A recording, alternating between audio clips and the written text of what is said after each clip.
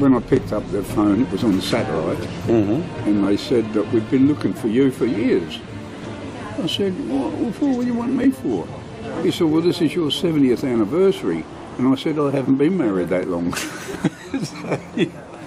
He said, no, we didn't mean that. He said, but do you remember in 1941 you were shipwrecked? Yeah, of course I do. You were one of the survivors. I was the only survivor of the shipwreck, yeah. So it sounds a little bit like, Saving Private Ryan. The start or the structure of the story is someone calls you and you realise you're the last person surviving. And what was the ship? Was it a merchant ship? Or? Yeah, merchant ship, but it was under the Blue Ensign, which is Auxiliary Navy, because we were supplying ammunition to the Navy. So this was during the war? Yeah. Okay. 41. We got bombed. We were in convoy, a 50-ship convoy, going up through the North Sea, and the ship had problems with its engines, and so it dragged behind, and the destroyer stayed along to watch over us. But Jerry came us, the Germans, and dropped a bomb on us, but it didn't hit us. It went into the water, just off our starboard quarter. We had no steering, we had no headway at all.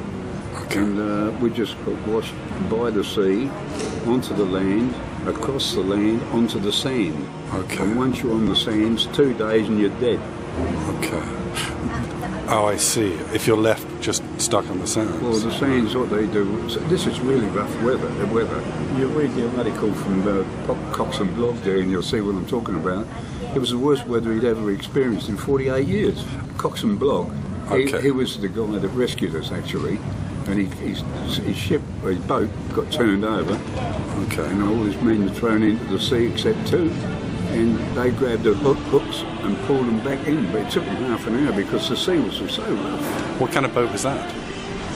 His boat? The rescue lifeboat. We lost 5 men on the ship with the big seas coming over. They just took them.